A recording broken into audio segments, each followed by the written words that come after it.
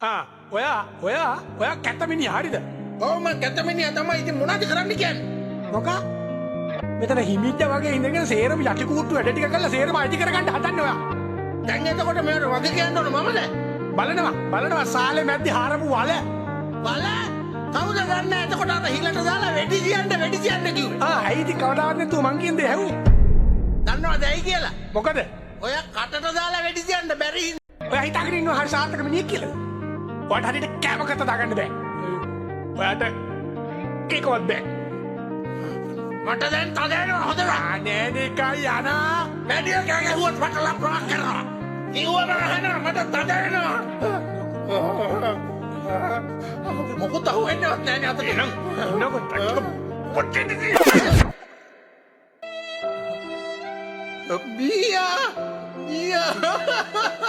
අනේ මං හිතලනේ මෙහෙම දෙයක් කළේ.